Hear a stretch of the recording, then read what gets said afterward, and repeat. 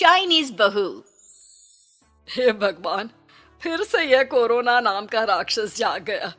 इस बार तो ड्रैगन के मुंह से मौत बरस रही है। सही बोल रही है माँ जी। मुझे तो अब शर्म ही आती है कि मैं चाइना से हूँ। न जाने क्या क्या खाती हैं, कैसी कैसी बीमारी फैलाती हैं। अरे बहू, लेकिन वहीं से तो तू भी आई है ना मेरी लाडो। तू तो अंडा भी नहीं खाती। माँ जी, अच्छा खासा सब ठीक हो गया था, लेकिन पता नहीं कैसे ये फिर निकल कर आ गया। काश चाइना वालों को थोड़ी सी और अकल होती तो आज हम लोगों से अपने यूं जुदा ना हो रहे होते। कोरोना की नई लहर से देश में हो रही मौतों और घर में बंद रहने के कारण हमारी चाइनीज बहू बहुत दुखी होती है। उसे लगता है कि भारत में जो कुछ भी हो रहा है वो उसी के कारण हो रहा है। अब हमारी चाइनीज बहू परेशान सी रहने लगी। अरे क्या बात है मेरी चाइनीज गुड़िया, आज तू एक्सरसाइज नहीं करेगी? अरे ना तो तूने जूस पिया है। क्या हो गया लाडो? कुछ नहीं मम्मी जी, बस अच्छा नहीं लग रहा। लोग मर रहे हैं और मैं जूस पीऊं। माँ जी, चाइना से आई ये महामारी और मैं भी तो चाइना से ही आई ना। अरे अरे बेटा, ऐसा ना सोच। सास पूरी कोशिश करती कि वो चाइनीज बहू को समझाए कि इस बीमारी के लिए वो खुद को दोषी ना समझे, लेकिन माँ जी, मैं आज खाना नहीं खाऊंगी। अब सबका खाना बना दिया है। मैं कमरे में जा रही हूँ, प्लीज डिस्टर्ब मत करना। सास ने अपनी हंसती खेलती बहू का ये रूप तो कभी देखा नहीं था, लेकिन करती भी तो क्या।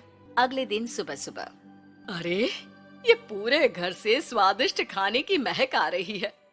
ये कौन है जो चाय बनने के वक्त लंच बनाकर तैयार कर रहा है? वो किचन में आती है जहाँ चाइनीज बहू ने शुद्ध वैष्णव खाना तैयार कर रखा था। अरे बहू, सोई नहीं क्या जो इस वक्त इतने प्रकार का खाना बना लिया? हाँ हाँ माँ जी, क्या करे, जब दिल में बोझ हो तो नींद नहीं आती। तभी तो मैंने सोचा मैं गरीब और जरूरतमंद लोगों को खाना पहुंचा दूंगी। वो ढेर सारा खाना रोज बनाती और गरीब और बेसहारा लोगों में बांटती। क्या कर रही है बहू? कितने दिनों से देख रही हूँ तू अच्छे से सोती भी नहीं है। क्यों कर रही है लाडो? क्या करूं माँ जी, मेरे देश के लोग जीवन की लड़ाई लड़ रहे हैं और मैं सो जाऊं, मुझसे नहीं होता। एक दिन चाइनीज बहू पीपीटी किट पहनकर खड़ी होती है। अरे ये क्या बेटा, खाना देने जा रही है या लड़ाई लड़ने? माँ जी, मैं कुछ दिनों के लिए घर नहीं आऊंगी। मैंने सोचा है कि मैं घर से बाहर रहकर कोरोना के मरीजों की देखभाल करूंगी। ओ प्लीज प्लीज आप मुझे रोकना नहीं। नहीं नहीं बहू, ये तो तूने बहुत ही नेक काम सोचा है। बस बेटा तू अपना ख्याल रखना। बहू वहाँ से चली जाती है, लेकिन सास की रोज फोन पर बहू से बात होती। घर पर क्या है माँ, क्यों भेज दिया तूने उसे? बाहर कितना खतरा है, उसे कुछ हो गया तो? अरे बिल्कुल चिंता ना कर, उसने सारे नियम कायदे को फॉलो किया है। अरे वो बिल्कुल ठीक रहेगी। और अगर मैं उसे मना कर देती ना तो उसकी अंतरात्मा उसे सोने नहीं देती। तू तो सारा दिन घर से ऑफिस का काम करता, लेकिन मैंने देखा है उसे कितना परेशान रहती थी कुछ दिनों से। हाँ वो भी है। उधर चाइनीज बहू लोगों का खूब ख्याल रखती, उन लोगों तक खाना पहुंचाती, उनके बच्चों की देखभाल करती। एक दिन बहू अपनी सोशल साइट देख रही थी तो उसे दिखता है कि एक आदमी ने बच्चों की देखभाल के लिए पोस्ट डाली है। बहू उसे फोन करती है। मैं आपकी कोई मदद कर सकती हूँ, प्लीज बताओ। दूसरी तरफ से आवाज आती है। मैं और मेरी बीवी दोनों ही कोरोना से पीड़ित हैं। हम लोगों के बच्चों को देखने के लिए कोई नहीं है। प्लीज हमारी मदद करो। हाँ हाँ बिल्कुल, आप परेशान ना हो, मैं आ रही हूँ। मुझे आपका एड्रेस बताओ। वो आदमी बहू को पता लिखवाता है। वहाँ वो पहुँच जाती है। ओह, ये किसे बुला लिया आपने? ये तो चाइनीज है, इसी के कारण तो हम लोगों का देश इस परेशानी से जूझ रहा है। अरे पर ये तो हिंदी में बात कर रही थी। तभी बीवी की ऑक्सीजन लेवल गिरने लगती है। ये क्या हो रहा है?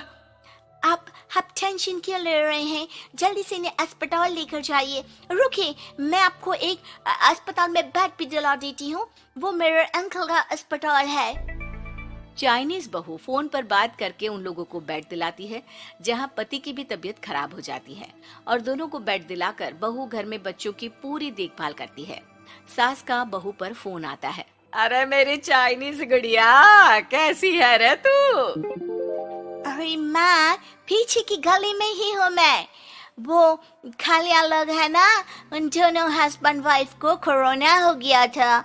मैंने उन लोगों को श्रीवास्तव अंकल के अस्पताल में भर्ती करवा दिया है और अब मैं नमाज ही उन दोनों बच्चों का ख्याल रख रही हूँ। अरे जीती रे बेटा, कोई जरूरत हो तो बता देना।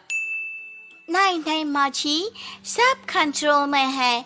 बस इन बच्चों के माँ बाप ठीक होकर घर आ जाए।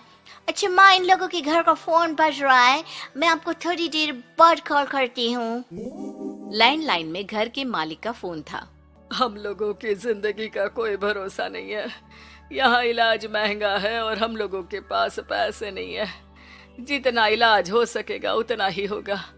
हमारे बाद प्लीज आप हमारे बच्चों को संभाल लेना। नहीं नहीं, ऐसे मत बोलिए, मैं अस्पताल वालों से बात करती हूँ। बहू अपनी बैंक से अस्पताल वालों को पैसे दे देती है और फोन पर कहती है, हनी आप लोगों के अकाउंट में पैसे डाल दिए हैं। इन दोनों का अच्छे से इलाज होना चाहिए।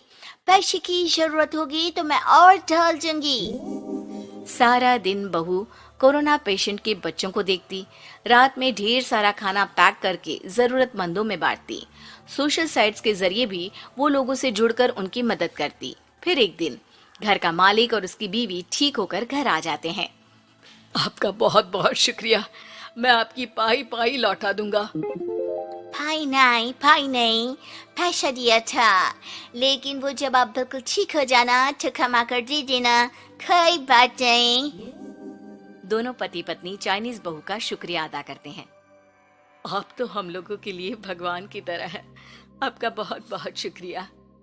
चाइनीज बहू बहुत खुश हो जाती है। वो घर आकर सास को पूरी बात बताती है। देख मेरी चाइनीज गुड़िया, तुझे चाइना का होने पर अफसोस था ना, लेकिन तूने सच्चे दिल से लोगों की सेवा करके ये बता दिया कि बेटी कहीं की भी क्यों ना हो, ससुराल आकर वो ससुराल के रंग में ही रंग जाती है। अब तो तू मेरी भारतीय बहू है। हाँ।